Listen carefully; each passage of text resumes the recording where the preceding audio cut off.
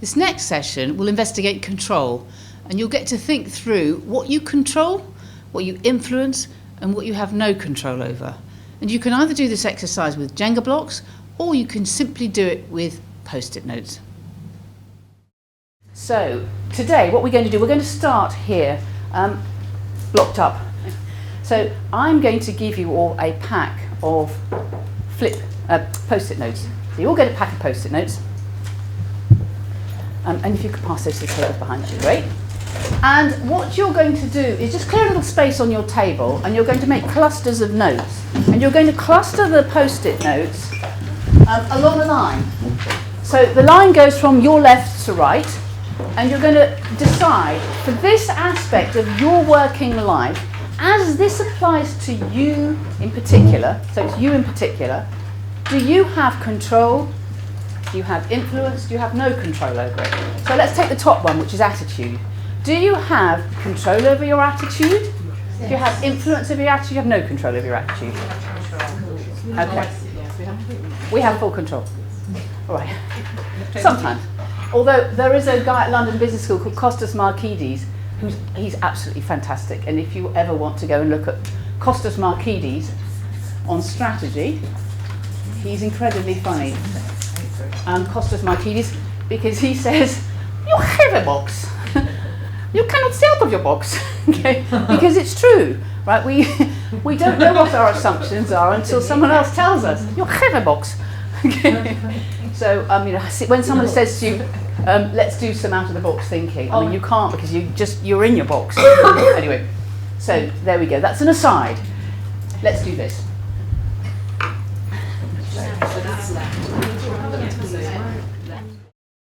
All right, everybody. Let's just pull this together. What is the overall conclusion? We have a lot more control and influence than we perhaps think. And that's very important when it comes to resilience, because quite often what happens when you're not feeling resilient, you think, I can't do anything about this. And so this is about how to enable people. So one of the tips before you're getting to the resilience, the burnout thing, and in a change context, is to get people to sit down and think, all right, what's going on right now, and where can I have some influence in this, so that there's not this terrible whinge and hopelessness that goes on.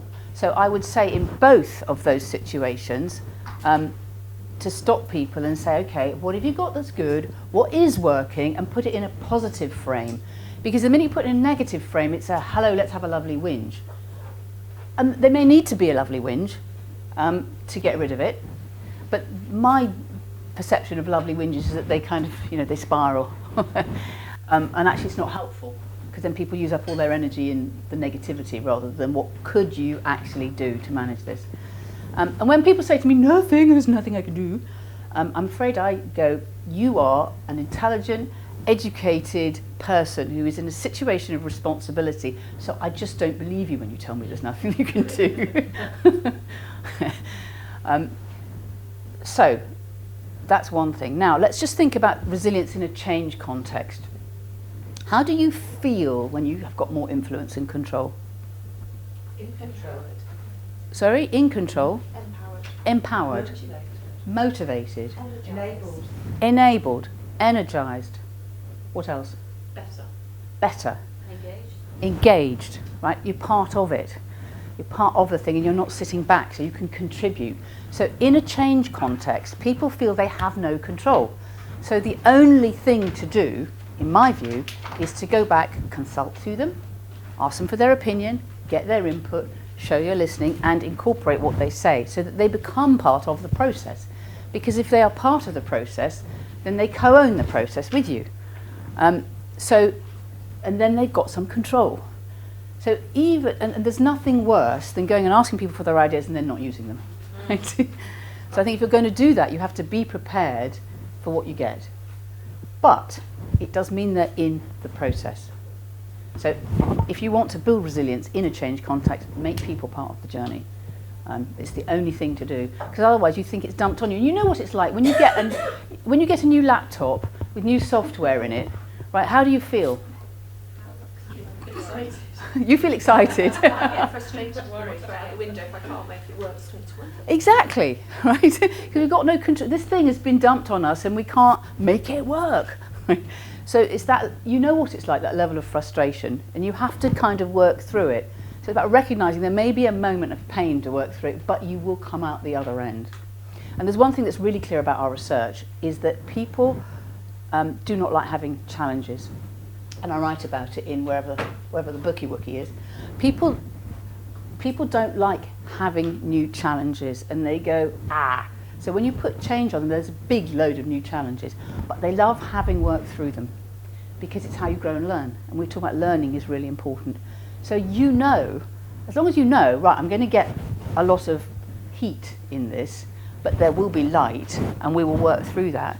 And in the end of 18 months, people will come to you and say, you know, the one thing I really got out of this, and they're positive about it. So you just know at the beginning there's going to be a lot of but afterwards people will tell you that they grew and they learned something. By the way, there's a very useful app if you want to get people all joined in, called Me Too, which you can put into a presentation and people can poll on their phone straight away. So if you want to involve people, you can have 350 people in a room, talk to them all, they download the app on their phone and they vote, and it's £80 for a single use. So it's called Me Too. And all you need is Wi-Fi. And then you've engaged everybody all at the same time.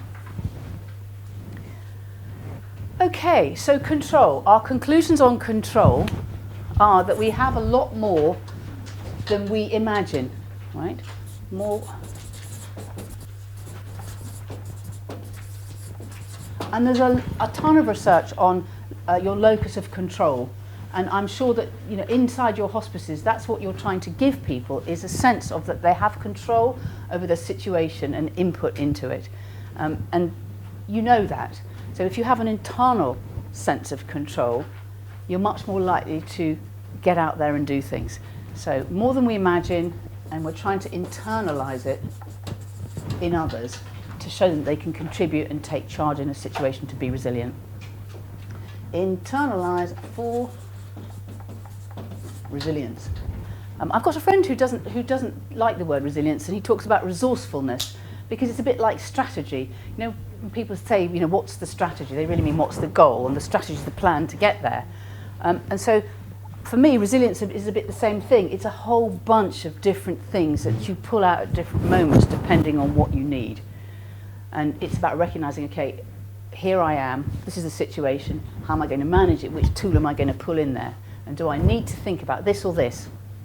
So in the same way that strategy is about choices, resilience is also about choices. So I'm just going to put resilience. Can I call it R? R plus? It's about choices that you're going to make.